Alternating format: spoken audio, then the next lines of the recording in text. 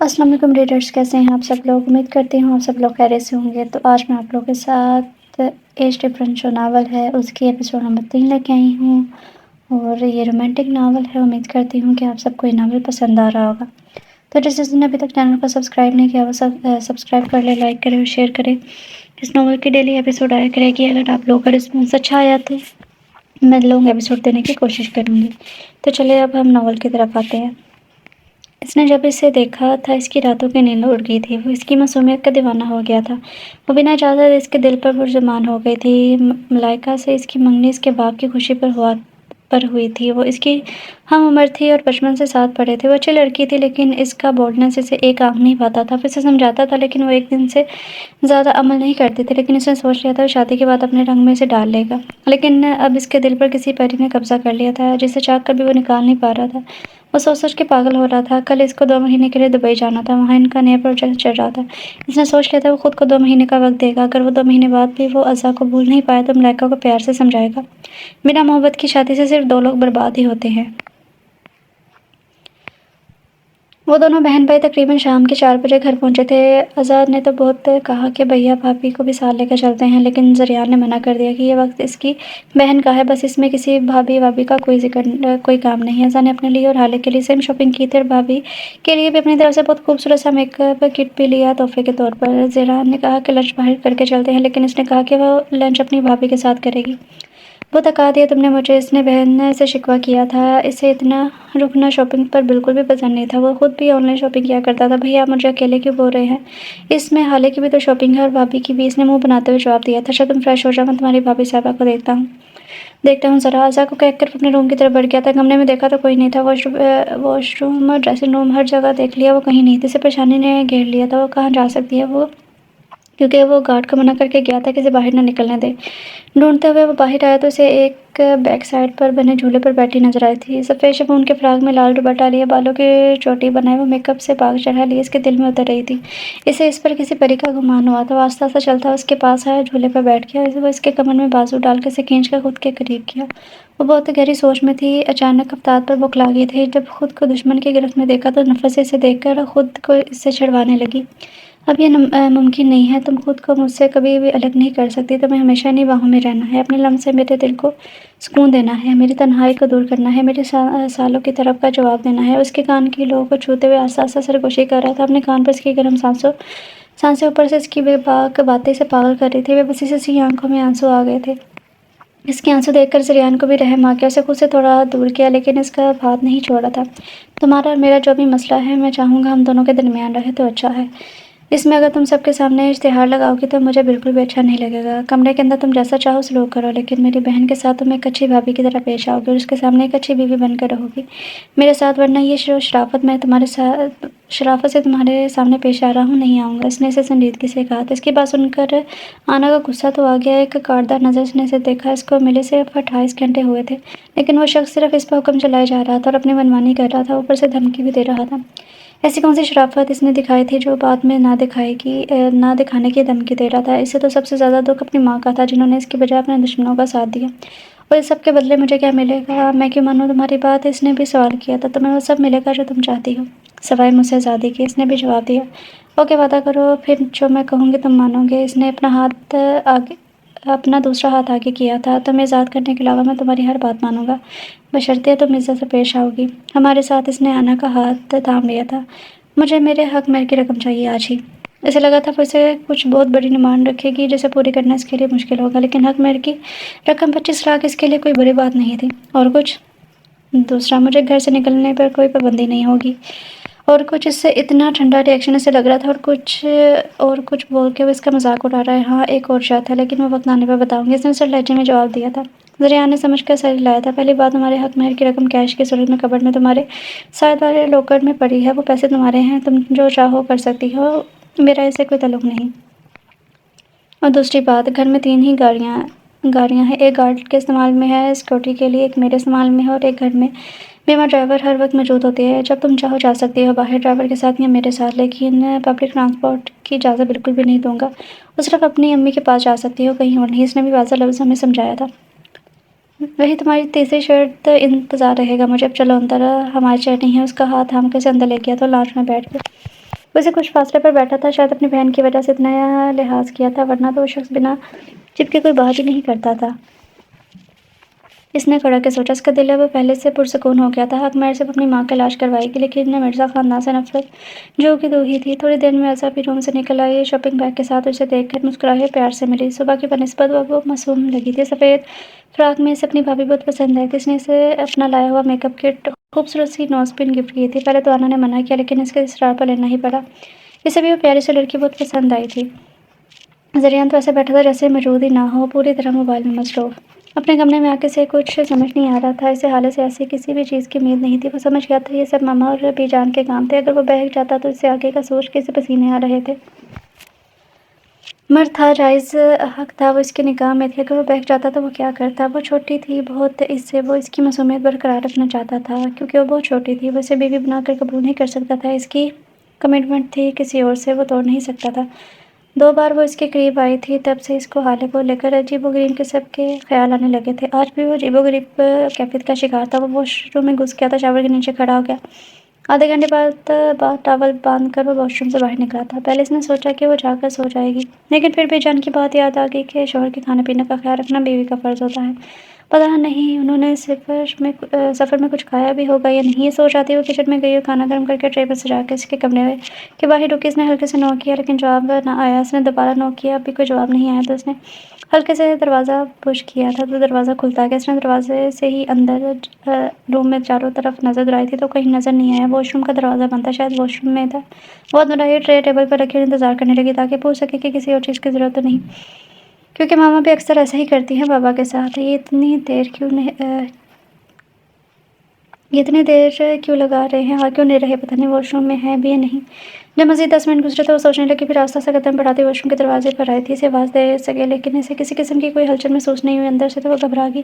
اس نے کسی کے ڈر کے تحت دروازے سے اپنا کان لگا دیے تھے کہ اس کی موجودگی ہے بھی یا نہیں محسوس کر سکے، لیکن وہ جو بات ٹاول باندھ کر واش روم کا دروازہ کھول رہا تھا، درام سے کوئی نازک سا وجود آ کر اس پر گرا تھا۔ وہ اس افتاد کے لیے تیار نہیں تھا اور مقابل وجود کو بچانے کے چکر میں اس کے گرد بازو لپٹ لیے تھے اور اپنا توازن برقرار نہیں رکھ پایا۔ پیچھے سنگ مرمر کے فرش پر پیٹ کے بل گر گیا تھا۔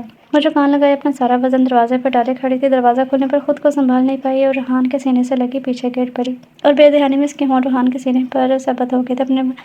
اپنی باہوں میں ایک نرم و نازک وجود اور سینے پر اس کے ہونٹوں کے لمس محسوس کر کے اسے خود پر کنٹرول کرنا مشکل ہو گیا تھا۔ حالے نے گھبراتے اس کے اوپر سے اٹھنے کی کوشش کی، لیکن گیلے فرش کی وجہ سے وہ دوبارہ اس پر گری تھی تو اس کے گالوں پر سرخی اتر آئی تھی۔ مزید ریحان سے برداشت نہیں ہوا، اس کے بالوں کو مٹھی میں بھر کے اسے خود پر جھکایا اور اس کے ہونٹوں کو اپنے ہونٹوں میں قید کر کے اسے قطرہ قطرہ پینے لگا۔ تشنگی تھی جو بڑھنے کا نام نہیں لے رہی تھی۔ حالے کی سانسیں اٹکنے لگیں۔ اس نے خود کو چھڑوانے کی کوشش کی، لیکن ریحان تو کسی اور ہی دنیا کو سیر کو نکلا تھا۔ حالے سے برداشت نہیں ہوا تو وہ اسی باہوں میں گر گئی۔ جب اپنی بیوی کے وجود میں کوئی جنبش نہیں ہوئی تو اس نے حالے کو خود سے دور کر کے دیکھا تو آنکھیں بند کیے ہوئی تھی۔ وہ اٹھا اور سیدھا کر کے اسے باہوں میں اٹھایا اور باہر نکل کر اپنے بیڈ پر لٹایا۔ ہے اٹھو حالے، کیا ہوا؟ وہ اس کا گال تھپتھپاتے ہوئے اسے اپنی حرکت پر انتہائی افسوس ہوا تھا۔ اس نے حالے کی نبض چیک کی جو نارملی چل رہی تھی، شاید ڈر کی وجہ سے بے ہوش ہو گئی۔ اس نے جلدی جا کر الماری سے اپنے کپڑے لیے اور ڈریسنگ روم میں جا کر چینج کیا۔ باہر آ کر حالے کو اپنے باہوں میں اٹھایا، چلتا ہوا حالے کے کمرے میں لا کر اسے بیڈ پر لٹا دیا اور اس کے اوپر کمبل ڈالا۔ ایک نظر کمرے کے چاروں طرف ڈالی۔ پنک تھیم کا وہ کمرہ کسی معصوم پرنسس کا معلوم ہو رہا تھا۔ اس نے سوچ لیا تھا کہ اب اسے کیا کرنا ہے۔ پھر وہ وہاں سے اپنے کمرے میں آ کر وہ بستر پر ٹھہر گیا تھا۔ نیند آنکھوں سے کوسوں دور تھی۔ ازا کے ساتھ اس کا بہت اچھا وقت گزرا تھا۔ وہ بہت سادہ دل لڑکی تھی، مرزا خاندان کی ہونے کے باوجود اسے بہت اچھی لگی تھی۔ 2 دن سے جو دل و دماغ پر بوجھ تھا وہ تھوڑا کم ہوا تھا۔ دونوں نے کھانا بھی ساتھ کھایا۔ البتہ زریان کو آفس سے کوئی کال آ گئی تھی، اس لیے وہ آفس چلا گیا تھا، اس لیے آنا بھی مطمئن تھی۔ یہ سب سے فارغ ہو کر کمرے میں آ گئی تھی۔ کمرہ زریان کا تھا، یہاں موجود اس کی ہر چیز اس بات کی گواہ تھی، لیکن وہ کل رات بھی روم میں نہیں آیا تھا، اس لیے وہ بالکل مطمئن تھی کہ وہ نہیں آئے گا۔ الماری میں نظر پڑتے اسے اپنا حق مہر یاد آیا تھا۔ اسے نہیں پتا تھا کہ اس کا حق مہر کتنا ہے، لیکن جتنا امیر وہ آدمی تھا 1-2 لاکھ تو ہوگا ہی، اور اس سے بھی اپنی ماں کے علاج کے لیے کچھ اتنے ہی پیسوں کی ضرورت تھی۔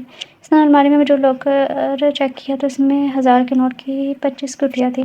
اس نے کبھی اپنی زندگی میں اتنے پیسے نہیں دیکھے تھے۔ امیر باپ کی بیٹی ہونے کے باوجود بہت غریبی دیکھی تھی اس نے۔ یہ سوچ آتی ہی ایک طرف مسکراہٹ اس کے ہونٹوں پر بکھری تھی۔ اس نے ایک گٹھی اٹھائی اور پیسے کاؤنٹ کرنے لگی۔ وہ 1 لاکھ کی گٹھی تھی۔ اس کا مطلب یہاں 25 لاکھ تھے، لیکن مجھے کیسے پتا ہوگا کہ میرا حق مہر کتنا ہے؟ اس نے سوچا وہ زریان سے صبح خود لے کر اپنے ماں کے پاس لے جائے گی، اور ویسے بھی وہ اس کا حق مہر تھا، کسی کا صدقہ یا احسان نہیں تھا، تو اسے شرمندگی نہیں ہونی چاہیے تھی۔ مجھے وہ لڑکی ہر قیمت پر چاہیے، اسی ہفتے تم مجھے کچھ بھی کرو لیکن مجھے وہ لڑکی ہر حال میں چاہیے، ورنہ تمہاری زندگی کی کوئی گارنٹی نہیں۔ وہ فون پر چیخا تھا۔ وہ سامنے بیٹھی اس کی ماں فخر سے اپنے بیٹے کو دیکھ رہی تھی۔ رات کا نہ جانے کون سا پہر تھا جب اسے اپنے کانوں پر گرم سانسیں اور پیٹ پر ایک سخت گرفت محسوس ہوئی تھی۔ جاگی سوئی ہوئی کیفیت میں اس نے دھیرے سے آنکھیں کھولی، لیکن اندھیرا ہونے کی وجہ سے اسے کچھ بھی نظر نہیں آ رہا تھا۔ یہ خوشبو پچھلے 2 دن سے وہ بہت بار اپنے قریب محسوس کر چکی تھی۔ وہ بنا دیکھے پہچان گئی تھی کہ وہ کون ہے۔ اس نے اپنی سانسیں روک لی تھی۔ گھبراہٹ، شرم، غصہ، کیا کچھ نہ تھا اس کا دل کہ اس شخص کو جان سے مار دے، جو اس کو کسی پر سکون نہ لینے دیتا تھا۔ غصے سے اس کے جسم میں چونٹیاں رینگنے لگی تھیں، لیکن بہت مشکل سے اس نے اپنے آپ پر قابو پایا اور سوتے بن گئی۔ اتنا تو وہ جان چکی تھی کہ اس کو جتنا دور کرنے کی کوشش کرے گی اتنا ہی پاس آئے گا، اس لیے وہ بالکل سوتی بن گئی تھی تاکہ تنگ آ کر وہ خود ہی دور ہو جائے۔ زریان جو اس کا جاگنا اور سانس روکنا محسوس کر چکا تھا، گہرا مسکرایا، کندھے سے وہاں ہلکے سے اپنے دانت گاڑے تھے۔ بہت مشکل سے آنا نے اپنی چیخ روکی، آنسو ضبط کے باوجود آنکھوں سے بہنے لگے تھے۔ زریان جو بس اسے تنگ کر رہا تھا ایک دم اسے چھوڑا تھا کہ اس کا چھوڑنا اتنا ناقابل برداشت تھا۔ اس نے غصے میں اپنا تکیہ اور کمفرٹ اٹھایا، صوفے پر جا کر لیٹ گیا اور بازو آنکھوں پر رکھ کے بات ہی اس کو غصہ دلانے کے لیے کافی تھی کہ اس کی بیوی کو اس کی قربت پسند نہیں۔ جب کافی دیر تک نیند نہ آئی تو وہ کمرے سے ہی نکل گیا تھا۔ بی جان کو صبح ہی اپنی بیٹی سارہ کی کال آئی تھی۔ وہ اپنی فیملی کے ساتھ کچھ دن کے لیے حویلی آ رہے ہیں۔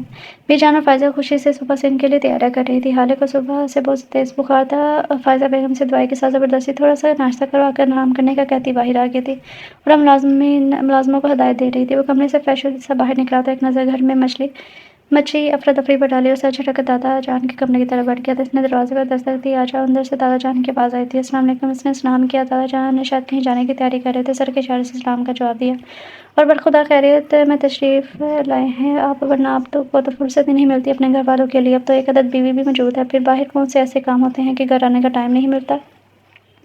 وہ آج ہاتھ آیا تو دادا جان نے بھی خوب آڑے ہاتھوں لیا تھا۔ نہیں دادا جان ایسی کوئی بات نہیں ہے، آپ کو پتہ ہے نا دبئی میں نیا پروجیکٹ سٹارٹ کیا ہے دل شیر کے ساتھ مل کر، بس اس کا کچھ کام یہاں بھی رہتا ہے، وہ مکمل کرنے میں مصروف۔ اس نے وضاحت دی تھی۔ اب کیسے آنا ہوا یہاں؟ دادا جان نے مصروف سے انداز میں پوچھا۔ پلیز اجازت چاہیے آپ کی، اصل میں دبئی میں ہماری کمپنی میں شروع میں ہی ہم دونوں کا ٹائم دینا ضروری ہے، اس لیے مجھے دبئی جانا ہے کچھ دنوں کے لیے۔ پلیز میرا خواب ہے، منع مت کیجیے گا۔ اچھا چلے جانا، لیکن رخصتی کے بعد حالے کو بھی ساتھ لے جانا، دادا جان نے شال پہنتے ہوئے کہا تھا۔ وہ بھی بہت چھوٹی ہے دادا جان، اس لیے میں رخصتی نہیں چاہتا، جب وقت آئے گا دیکھ لیں گے۔ اس نے بھی صاف منع کیا تھا۔ دیکھو روحان، تم میرے پوتے ہو، مجھے بہت عزیز ہو، اسی طرح وہ بھی میری پوتی ہے اور مجھے تم سے زیادہ عزیز ہے۔ نکاح تو ہو چکا ہے، اس لیے میں تم لوگوں کو باتیں بنانے کا موقع ہرگز نہیں دوں گا۔ تم جانتے ہو رخصتی کے بغیر میاں بیوی کا ایک ہی گھر میں رہنا کتنا معیوب سمجھا جاتا ہے، اور ویسے بھی حالہ 16 سال کی ہے، اور جب تمہاری بی جان کی شادی ہوئی تھی مجھ سے وہ صرف 15 سال کی تھی۔ دادا جان رخصتی بھی کر لیں گے، لیکن میرے آنے کے بعد، کیونکہ میرا آج جاننا بہت ضروری ہے۔ صبح ایک بڑی کمپنی کے ساتھ میٹنگ ہے، اجازت دیجیے جلدی آ جاؤں گا میں۔ اسے بس کسی بھی طرح یہاں سے نکلنا تھا، پھر بعد میں وہاں نہ کر وہ آرام سے اس مسئلے کا حل نکالنا چاہتا تھا۔ دادا جان کو بھی اس کی ماننی پڑی۔ پھر تقریباً 12 بجے کے ٹائم میں وہ سب سے ملتا شہر کے لیے نکلا۔ بی جان اور ماما تو بہت ناراض ہوئی تھی، لیکن وہ ان کو منا کر آیا تھا کیونکہ وہ جانتا تھا اتنی جلدی وہ واپس آنے کا ارادہ نہیں رکھتا تھا۔ شام 6 بجے کے قریب وہ زریان کے پاس پہنچا۔ وہ آنا سے بھی ملا، جس کا رویہ اس کے ساتھ نارمل تھا، نہ برا، البتہ ازا کے ساتھ وہ اچھے سے پیش آ رہی تھی۔ یہی بات زریان اور روحان کو سکون دے گیا۔ پھر وہاں سے ڈنر کر کے نکلا۔ زریان اسے ایئرپورٹ چھوڑنے جا رہا تھا، پیچھے گارڈ کی گاڑی بھی تھی۔ گاڑی کی خاموشی کو زریان کی آواز نے توڑا تھا۔ کب تک بھاگو گے حقیقت سے روحان؟ زریان کی گمبھیر آواز گونجی تھی۔ نہیں بھائی، ایسی تو کوئی بات نہیں ہے، میں کیوں بھاگوں گا؟ تم بول رہے ہو کہ میں تم سے زیادہ جانتا ہوں، لیکن پھر بھی تم بتانا نہیں چاہ رہے تو میں تمہیں فورس نہیں کروں گا۔ اچھی بات ہے، خود کو اور اپنے رشتے کو ٹائم دو، حالے بہت معصوم ہے اور مجھے بہت عزیز بھی ہے، اسے تکلیف دینے کا سوچنا بھی مت، ورنہ میں اپنے بھائی کا بھی لحاظ نہیں کروں گا۔ زریان نے جیسے اس کی سوچ پڑ لی تھی، اس لیے اسے فون کرنا ضروری سمجھا۔ آپ کو نہیں لگتا آپ کو حویلی جانا چاہیے؟ کب تک بابا سے ناراض رہیں گے؟ وہ پشیمان ہے۔ روحان نے وہی بات بدل دی تھی۔ تم اچھی طرح جانتے ہو مجھے بابا سے کبھی کوئی ناراضگی نہیں رہی۔ ہاں، بچپن سے ہماری سوچ نہیں ملتی تھی، لیکن اس کے باوجود ہم ایک دوسرے سے محبت کرتے ہیں، لیکن انہوں نے ازا کے ساتھ اچھا نہیں کیا، اپنی اولاد پر بھروسہ نہیں کیا۔ تم جانتے ہو اگر اس دن میں وہاں نہیں جاتا تو آج ازا ہمارے ساتھ نہیں ہوتی، لیکن وہ خود کو آج بھی صحیح سمجھتے ہیں اور بابا نے ہی ہمیں حویلی سے نکالا تھا۔ سچ کہوں تو میں خود چاہتا ہوں ازا واپس حویلی جائے، وہ یہاں بہت اداس رہتی ہے، میں نے دیکھا ہے ان 6 مہینوں میں وہ بہت یاد کرتی ہے بی جان اور ماما اور حالے کو۔ اس نے اپنا دل کھول کر رکھ دیا تھا روحان کے سامنے۔ ہم انشاءاللہ بابا کو جلد احساس ہوگا۔ روحان نے دل سے دعا دی تھی، اور تمہیں پتہ ہے میں نے آنا سے نکاح بھی ازا کی تنہائی دور کرنے کے لیے کیا ہے۔ اس کی بات پر جن نظروں سے روحان نے اسے دیکھا تھا، اس کا خوبصورت قہقہ گاڑی میں گونجا۔ روحان بھی مسکرا دیا۔ سارا بیگم اپنے بچوں کے ساتھ آئیں۔ ان کے شوہر کے ایک ہفتے بعد آنا تھا۔ ابھی جان تو اپنی بیٹی اور نواسہ نواسی سے مل کر بہت زیادہ خوش تھیں۔ باقی سبھی بہت زیادہ خوش تھے۔ سب ڈائننگ ٹیبل پر بیٹھے کھانا کھا رہے تھے۔ بھابھی، آپ کے بچے کہاں ہیں؟ کیا وہ گھر کی روایت بھول گئے ہیں کہ پورے 2 سال بعد آئی ہوں میں، لیکن انہوں نے مجھ سے ملنے کی زحمت ہی نہیں کی؟ سارا بیگم نے تنزیہ لہجے میں شکوہ کیا۔ ارے نہیں سارا، ایسی بات نہیں ہے۔ دراصل روحان کمپنی کے کام سے دبئی گیا ہے، اور تم تو جانتی ہو زریان سعادت شہر میں ہی رہتا ہے، اور اصل میں تمہارے آنے کا اسے پتہ ہی نہیں، ورنہ ضرور آتا۔ بی جان نے فوراً اپنے پوتوں کی سائڈ لی تھی۔ اچھا ٹھیک ہے اماں، لیکن یہ ازا اور ہالے کہاں ہیں؟ ازا کو کچھ کتابیں اور سامان چاہیے تھا، اس لیے وہ زریان کے ساتھ شہر گئی ہے۔ کل تک جا کر اسے لے آؤں گا۔ اور ہالے کو صبح سے بخار ہے۔ اس سے پہلے کوئی اور جواب دیتا، عالم صاحب سرسری سا بتا کر کھانا کھانے لگے، جبکہ بی جان اور فائزہ بیگم نے بے یقینی سے انہیں دیکھا تھا۔ کیا وہ سچ کہہ رہا تھا؟ عالم صاحب کبھی جھوٹ نہیں بولتے تھے۔ سب کے چہروں پر خوشی کی لہر دوڑ گئی تھی۔ رات بھی روحان کو ایئرپورٹ چھوڑ کر بہت دیر سے گھر آیا تھا، لیکن اپنے کمرے میں جانے کی زحمت نہیں کی، کیونکہ وہ کل رات کی حرکت بولا نہیں تھا۔ وہ اسٹڈی میں ہی کام کرتے کرتے سو گیا تھا۔ صبح اس کی آنکھ 10 بجے کے قریب کھلی۔ وہ اٹھا، وہیں سے ایک ڈریس نکالا، فریش ہونے چلا گیا۔ تھوڑی دیر بعد براؤن 3 پیس سوٹ میں وہ خوشبو میں نہایا باہر آیا اور ڈریسنگ ٹیبل کے سامنے کھڑے ہو کر تیار ہونے لگا۔ تیار ہو کر اس نے اپنی نئی واچ، موبائل اور گاڑی کی چابی اٹھایا نیچے بڑھ گیا۔ لانچ میں وہ دونوں بیٹھی باتوں میں مصروف تھی۔ ازا آج کالج نہیں گئی؟ اس نے آنا کو پوری طرح سے اگنور کیا اور ازا کو مخاطب کیا۔ جی بھیا، بس آج دل نہیں کیا اس لیے نہیں گئی، لیکن میں کلاس میٹ سے نوٹس لے لوں گی اور کور کر لوں گی۔ آپ فکر نہ کریں، اس نے مسکرا کر اسے مطمئن کیا تھا۔ زریان نے اس کے ماتھے پر بوسہ دیا اور اس دوران اس نے آنا کو دیکھنا بھی گوارا نہیں کیا۔ بوسہ دے کر اس نے گال تھپتھپا کر باہر بڑھ گیا تھا۔ ابھی وہ پورچ میں کھڑی اپنی گاڑی کی طرف بڑھا ہی تھا کہ چوکیدار نے مین گیٹ کھول دیا اور ایک گاڑی آ کر اس کے پاس رکی۔ اسے اپنی آنکھوں پر یقین نہیں آیا۔ کل ہی تو اس نے روحان سے بابا کی بات کی تھی، اور آج وہ اس کے سامنے اس کے گھر میں کھڑے تھے۔ وہ جا کر بابا کے گلے لگ گیا۔ بابا نے اس کا شانہ تھپتھپایا۔ وہ قد میں عالم صاحب سے 1 انچ اونچا ہی تھا، اور آج جس مقام پر وہ تھا، انہیں اپنے دونوں بیٹوں پر فخر تھا۔ کیسے ہیں بابا آپ؟ اس نے آنے سے پہلے آپ نے بتایا ہوتا تو میں آپ کو لینے آ جاتا، وہ خوشی سے بولا، اور ان کو لی اندر بڑھا تھا۔ لانچ میں پہنچتے جیسے ازا کے ساتھ بیٹھی آنا پر اس کی نظر پڑی تو شدت سے اپنی غلطی کا احساس ہوا۔ وہ تیار نہیں تھا کسی بھی چیز کے لیے۔ ازا وہ جو باتوں میں مصروف تھی اور اس آواز پر جھٹکے سے اٹھی اور مڑ کر حیرت سے اپنے باپ کو دیکھا۔ کیا وہ سچ میں اس کے سامنے تھے؟ کہ کتنا یاد کیا تھا ان 6 مہینوں میں اس نے اپنے باپ کو۔ اس کے قدموں نے ہلنے سے انکار کر دیا تھا۔ اسے ایک قدم آگے بڑھایا جانا مشکل لگ رہا تھا، اور ویسے ہی کھڑی رہی۔ آنسو نے رکنے سے انکاری تھے۔ عالم صاحب آ گیا اور اسے سینے میں چھپا لیا تھا۔ باپ کا لمس ملتے ہوئے بلک بلک کر رونے لگی تھی۔ بابا مجھے معاف کر دیں، بابا مجھے لے جائیں، میں آپ کے بغیر نہیں رہ سکتی، پلیز آئندہ کبھی میں آپ سے کچھ نہیں چھپاؤں گی، میرا یقین کریں وہ سب جھوٹ تھا، میں نے کچھ نہیں کیا۔ وہ روتے ہوئے اپنے باپ کو یقین دلا رہی تھی۔ میری جان، میں بہت زیادہ شرمندہ ہوں، تو مجھے معاف کر دو، اپنے باپ کو معاف کر دو۔ اسے سینے سے لگا اپنی بیٹی کو سے معافی مانگ رہے تھے۔ نہیں بابا، آپ سب سے اچھے بابا ہیں، پلیز مت بولے کچھ بھی ایسا۔ انا تو یہ سب دیکھ کر حیران تھی۔ بہت سارے سوال تھے اس کے ذہن میں، لیکن وہ تو ایک باپ کی آنکھوں میں اپنی بیٹی کے لیے محبت دیکھ کر اشک کرنے لگی تھی۔ اسے پتہ ہی نہیں چلا کب آنکھوں میں آنسو آ گئے تھے۔ عالم صاحب ازا کے لیے صفحے پر بیٹھ کے، زریان بھی ان کے ساتھ بیٹھ گیا تھا، لیکن نظریں انا پر ہی ٹکی ہوئی تھی، جو بہت حسرت سے ازا اور بابا کو دیکھ رہی تھی۔ میں ازا تمہیں لینے آیا ہوں، چلو گھر، سب تمہارا انتظار کر رہے ہیں، عالم صاحب نے کہا تھا۔ زریان نے اسی لمحے بابا کو بتانے کا فیصلہ کر لیا، کیونکہ چھپانے کی کوئی وجہ نہیں تھی۔ بابا مجھے آپ کو کچھ بتانا ہے، پلیز مجھے سمجھنے کی کوشش کیجیے گا، اس نے التجا کی۔ عالم صاحب نے غور سے اسے دیکھا تھا۔ زریان اٹھا اور انا کا ہاتھ تھامتا ہوا بابا کے سامنے لے آیا۔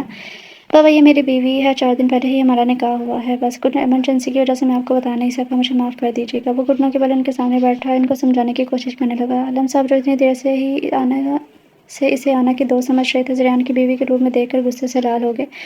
ایک بار پھر اس نے ہمیشہ کی طرح ان سے کچھ پوچھنا ضروری نہیں سمجھا تھا اور اپنی من مانی کی تھی۔ جب تمہیں سب کچھ خود ہی کرنا تو ماں باپ کی کیا ضرورت ہے بیٹا، انہوں نے کہا تو لہجہ کافی سرد تھا۔ نہیں بابا، اس سے پہلے کہ وہ کچھ کہتا اسے آنا کی آواز سنائی دی تھی۔ آپ کے بیٹے نے زبردستی نکاح کیا ہے مجھ سے، مجھے میری شادی میں سے اغوا کر لیا اور اپنے گھر میں بند کر کے رکھا ہے۔ ایسا موقع ملا تو وہ کیسے گواتی، اس لیے ساری حقیقت عالم صاحب کے سامنے رکھتی۔ انہوں نے قہر بار نظروں سے زریان کو دیکھا اور رضا کا ہاتھ پکڑے سے گاڑی میں بٹھا دیا تھا۔ زریان نے انہیں روکنے کی بہت کوشش کی، لیکن وہ چلے گئے۔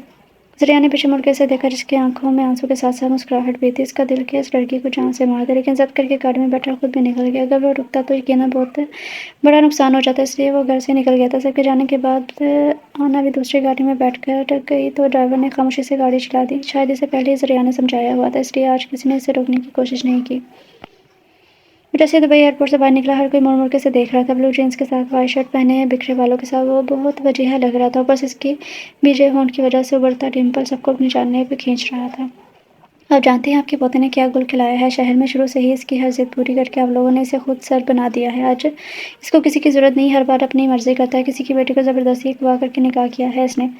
کچھ دیر بعد ہی وہ عزا کو لے کر حویلی پہنچے تھے۔ سب لوگ عزا سے مل کر بہت زیادہ خوش ہوئے تھے۔ حالت تو عزا کو دیکھ کر ہی ٹھیک ہو گئی تھی۔ جان اور ماما کی خوشی کا کوئی ٹھکانا نہیں تھا۔ سارا بیگم عاشر اور نیہا کے ساتھ اپنی نند کے گھر گئے تھے ملنے، اس لیے ان سے ملاقات نہیں ہو سکی۔ تھوڑی دیر بعد حالے اور عزا کو عالم صاحب نے کمرے میں بھیج دیا تھا۔ وہ سب بھڑک رہے تھے، کل کو لوگ آ کر ہم پر سوال کریں گے کہ ایسی پرورش کی ہے ہم نے اس کی، کسی کی بھی بیٹی کو اغوا کر لیا۔ اگر وہ لڑکی اسے پسند بھی تھی تو ہم سے بات کر سکتا تھا کہ ہم نے کبھی کسی چیز کے لیے اسے منع کیا ہے۔ ان کا غصہ کسی بھی طور پر کم نہیں ہو رہا تھا۔ جان دادا جان عالم کا غصہ کم کرنے کی کوشش کر رہے تھے، جبکہ فائزہ بیگم سر جھکائے بیٹھی تھی کیونکہ وہ سب پہلے سے ہی جانتی تھی۔ انہوں نے زریان سے بھی کہا تھا کہ اپنے دادا جان اور بابا سے اجازت لے لیا کرو، لیکن جس قدر جلدی میں سب کچھ ہوا اس نے سب کو بعد میں بتانے کا سوچا تھا۔ اسے پتہ نہیں تھا معاملہ اتنا بگڑ جائے گا۔ اسے اور اس کی بیوی کو حویلی بلاؤ۔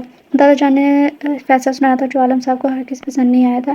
نہیں بابا، اس کا ہم سے کوئی واسطہ نہیں، وہ اس حویلی میں نہیں آئے گا۔ میری والی غلطی مت دہرائیے عالم، ایسا نہ ہو میری طرح تم بھی خالی ہاتھ رہ جاؤ۔ انہوں نے اسے بہت کچھ پاور کروا دیا تھا تو وہ خاموش ہو گئے۔ ٹھیک ہے، جو مرضی کریں آپ لوگ، وہ کہہ کر حویلی سے نکل گیا تھا۔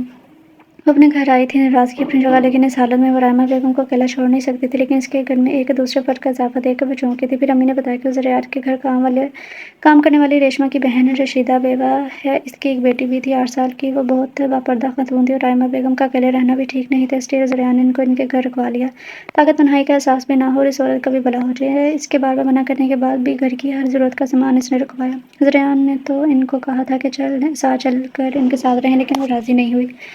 یہ سب سن کر اسے اپنی صبح والی حرکت پر افسوس ہوا، لیکن سر جھٹک کر اس نے کچھ غلط تو نہیں کہا تھا، جو سچ تھا صرف وہی بتایا تھا۔ تھوڑی دیر میں وہ اس کے پاس بیٹھی باتوں میں مصروف رہی۔ امی اٹھیں، ہمیں اسپتال جانا ہے۔ اس نے اپنی ماں سے کہا، ارے بیٹا، کل ہی تو مجھے زریان ایک بہت بڑے اسپتال لے کر گیا تھا، دوائی بھی لی، ڈاکٹر نے کہا ہے اگر پراپر میڈیسن لوں گی اور خوش رہوں گی تو جلدی ٹھیک ہو جاؤں گی، تم پریشان مت ہو۔ وہ تو زریان نام سے ہی تنگ آ گئی تھی۔ اسے کیا لگتا ہے یہ سب کر کے وہ میرے دل میں جگہ بنا لے گا؟ تو غلط فہمی ہے اس کی، وہ کچھ بھی کر لے لیکن میری نفرت کم نہیں ہوگی کیونکہ وہ مرزا خاندان کا ہے۔ اس نے سوچ لیا تھا اس کا ایک ایک روپیہ ادا کرے گی۔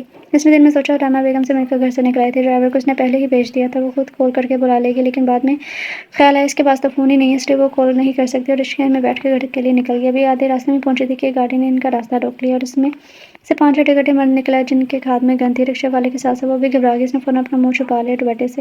ان میں سے ایک آدمی آ گیا، اسے کچھ بھی سمجھنے کا موقع دیے بغیر بازو سے دبوچ کر کھینچتا گاڑی کے بیک سیٹ پر پھینکا تھا۔ وہ چیختی رہ گئی، لیکن ان میں سے ایک نے اس کے منہ پر ٹیپ لگا دی اور گاڑی اپنے راستے پر چل پڑی۔ رکشے والا تو گن دیکھ کر ہی چپ ہو گیا تھا۔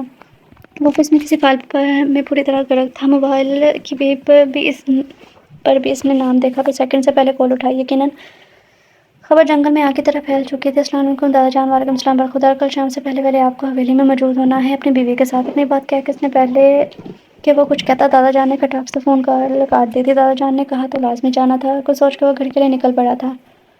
نہیں، تمہیں نہیں آنا چاہیے تھا یار، میں سنبھال لیتا یہاں، دلشین نے سے کہا جو کافی بنا رہا تھا۔ بس یار، دونوں مل کر کریں گے تو کام زیادہ اچھا ہوگا، اور تم کیوں بار بار میرے آنے پر شکوہ کرے ہو؟ جیسے یہاں ملائکہ کو بلانے کا ارادہ تھا تمہارا۔ دلشیر کی بار کی ڈٹ پر تو اسے غصہ آ گیا تھا۔ استغفار، ایسے برے دن تو میرے آئے نہیں۔ ہاں البتہ تم حالے بھابی کو بلانا چاہو تو بلا لو، میں چلا جاتا ہوں۔ دلشیر نے بھی حساب برابر کیا تھا، اس سے پہلے کہ میں تمہارا گلا دبا دوں شکل گم کرو اپنی، اس نے غصے سے کہا۔ ایک تو اس معصوم کا خیال اسے چین نہیں لینے دے رہا تھا، اسی سے بھاگ کر تو یہاں آیا تھا، اور یہاں بھی اس کا ذکر اسے غصہ دلا گیا تھا۔ اچھا چل ان کو چھوڑ، زائش کو بلا لو، آخر کو دل کا قرار ہے وہ آپ کے۔ روحان نے کھینچ کر تھپڑ اس کی گدی میں مارا تھا۔ دلشیر بیچارہ تو گردن سے لاتا رہ گیا تھا، اسے اس قدر ظلم کی امید ہرگز نہیں تھی۔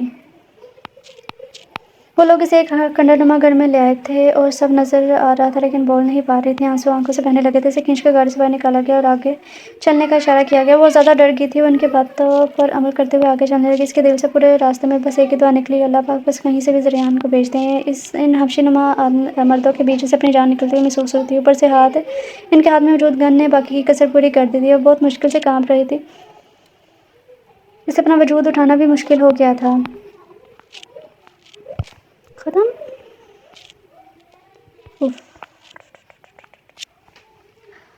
سوری ریڈرز، آج کے لیے اتنا ہی تھا۔ سوری، بس اتنی ہی ایپیسوڈ تھی، تو انشاءاللہ تعالیٰ کل میں لانگ ایپیسوڈ دینے کی کوشش کروں گی اگر آپ لوگ کا رسپانس اچھا آیا تو۔